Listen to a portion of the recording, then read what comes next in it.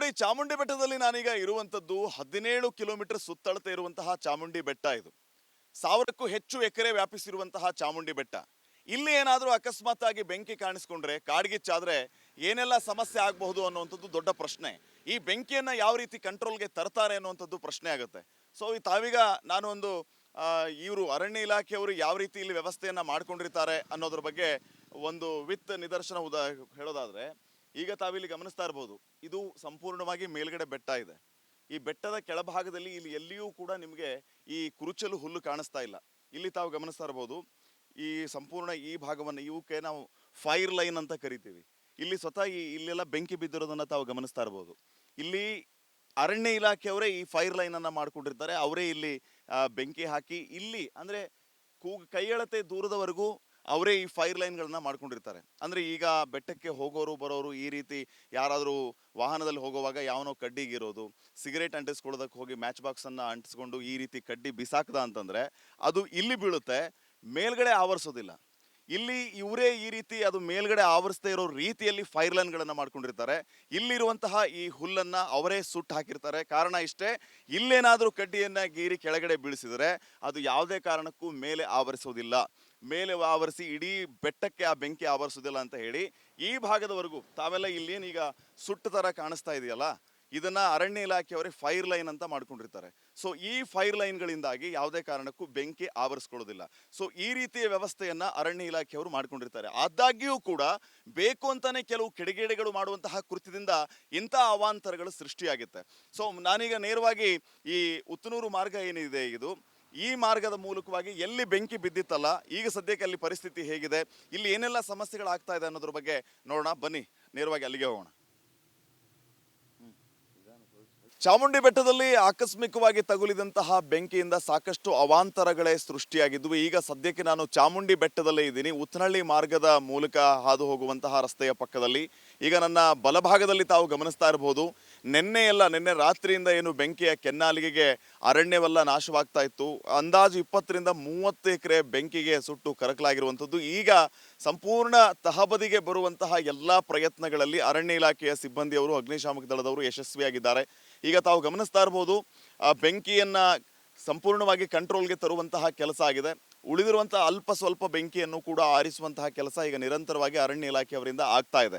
ಈ ರೀತಿಯ ಬೆಂಕಿಯ ಅವಘಡದಿಂದಾಗಿ 20ರಿಂದ 30 ಎಕರೆಯಷ್ಟು ಅರಣ್ಯ ಜಾಗ ನಾಶವಾಗಿದೆ.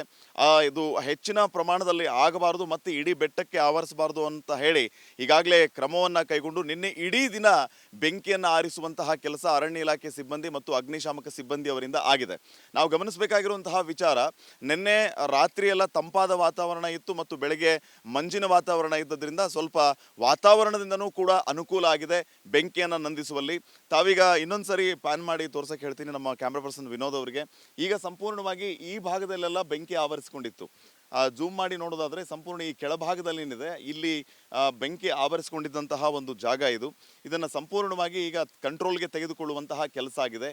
ಮುಂಭಾಗದಲ್ಲಿ ಕಾಣಿಸ್ತಾ ಇರೋದು ಉತ್ತನಹಳ್ಳಿ ಗ್ರಾಮ. ಆ ಉತ್ತನಹಳ್ಳಿ ಗ್ರಾಮ ನೀವು ನೋಡ್ತಾ ಇರ್ಬೋದು. ಅಲ್ಲಿ ಈ ಉತ್ತನಹಳ್ಳಿಗೆ ಕನೆಕ್ಟ್ ಆಗುವಂತಹ ರಸ್ತೆನೇ ಇದು. ಈ ಪಕ್ಕದಲ್ಲಿ ಬೆಟ್ಟದ ಮುಂಭಾಗದಲ್ಲಿ ಉತ್ತನಹಳ್ಳಿ ಗ್ರಾಮ ಇದೆ.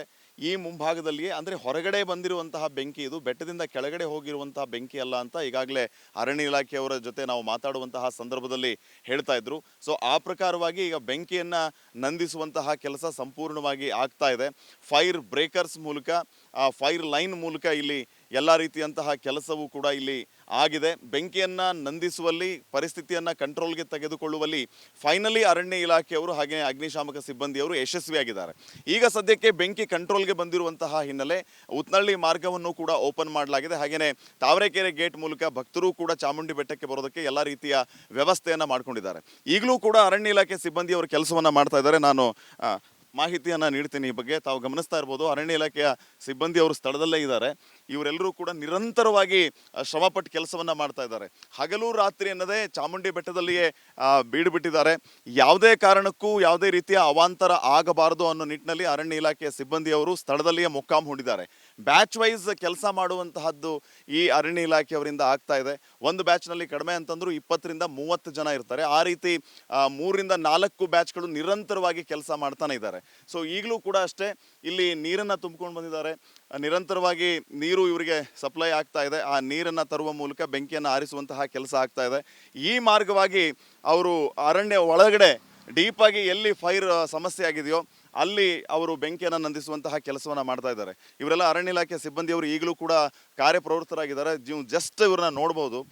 ನಿನ್ನೆ ರಾತ್ರಿಯೆಲ್ಲ ಇವರು ಬೆಂಕಿಯನ್ನು ನಂದಿಸಿರೋದು. ಅವರ ಯೂನಿಫಾರ್ಮ್ಸನ್ನು ಗಮನಿಸಿದರೆ ನಿಮಗೆ ಗೊತ್ತಾಗ್ಬಿಡುತ್ತೆ. ಅವರು ಪೂರ್ತಿ ಡೀಪ್ ಫಾರೆಸ್ಟಲ್ಲಿ ಹೋಗಿ ಬೆಂಕಿಯನ್ನು ನಂದಿಸುವಂತಹ ಕೆಲಸವನ್ನು ನಿರಂತರವಾಗಿ ಅವರು ಮಾಡಿದ್ದಾರೆ. ಇಲ್ಲಿಯೂ ಕೂಡ ಅಷ್ಟೇ ಈ ಅರಣ್ಯದ ವಾಹನ ಇದೆ. ಇಲ್ಲಿ ವಾಹನದಲ್ಲಿ ನೀರನ್ನು ತುಂಬಿಕೊಂಡಿದ್ದಾರೆ. ಜೊತೆಗೆ ಟ್ಯಾಂಕ್ಗಳ ಮೂಲಕ ನೀರನ್ನು ಕಳಿಸುವಂತಹ ಕೆಲಸ ಆಗ್ತಾ ಇದೆ. ಈ ಭಾಗದಿಂದ ಅವರು ಎಂಟ್ರಿ ಕೊಡ್ತಾ ಇರೋದು. ಇಲ್ಲಿಂದ ಇಲ್ಲೆಲ್ಲಾದರೂ ಮತ್ತೆ ಬೆಂಕಿ ಏನಾದರೂ ಇದ್ದರೆ ಅದನ್ನು ಫೈರ್ ಬ್ರೇಕ್ ಮೂಲಕ ನಂದಿಸುವಂತಹ ಕೆಲಸ ಆಗ್ತಾ ಇದೆ. ಈಗ ಸಂಪೂರ್ಣವಾಗಿ ತಾವು ಗಮನಿಸ್ತಾ ಇರ್ಬೋದು, ವೆರಿ ಕ್ಲಿಯರ್ ಆಗಿದೆ. ಬೆಂಕಿಯನ್ನು ತಹಬದಿಗೆ ತೆಗೆದುಕೊಂಡು ಬರುವಂತಹ ಕೆಲಸ ಈಗ ಅರಣ್ಯ ಇಲಾಖೆ ಮತ್ತು ಅಗ್ನಿಶಾಮಕ ಸಿಬ್ಬಂದಿಯವರಿಂದ ಆಗಿದೆ. ಈಗಲೂ ಕೂಡ ಅವರು ನಿರಂತರವಾಗಿ ಕೆಲಸವನ್ನು ಮಾಡ್ತಾ ಇದ್ದಾರೆ. ಹಿರಿಯ ಅರಣ್ಯ ಇಲಾಖೆಯ ಅಧಿಕಾರಿಗಳು ಕೂಡ ಸ್ಥಳದಲ್ಲಿ ಬೀಡುಬಿಟ್ಟಿದ್ದಾರೆ. ಬ್ಯಾಕ್ ಟು ನಾರ್ಮಲ್ ಪರಿಸ್ಥಿತಿ ಇದೆ. ಹೀಗಾಗಿ ನಾವು ಈ ಉತ್ನಳ್ಳಿ ಮಾರ್ಗವನ್ನು ಓಪನ್ ಮಾಡಿದ್ದೀವಿ. ಹಾಗೆಯೇ ತಾವರೆಕೆರೆ ಗೇಟ್ ಮೂಲಕ ಕೂಡ ಚಾಮುಂಡಿ ಬೆಟ್ಟಕ್ಕೆ ಬರುವಂತಹ ಭಕ್ತಾದಿಗಳಿಗೆ ಅನುವು ಮಾಡಿಕೊಟ್ಟಿದ್ದೀವಿ ಅನ್ನೋಂತಹ ಮಾತನ್ನು ಹೇಳ್ತಾ ಇದ್ದಾರೆ.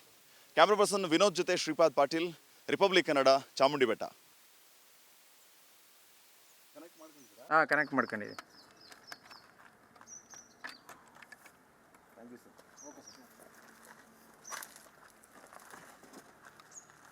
ಹೋಗಿ ಸರ್.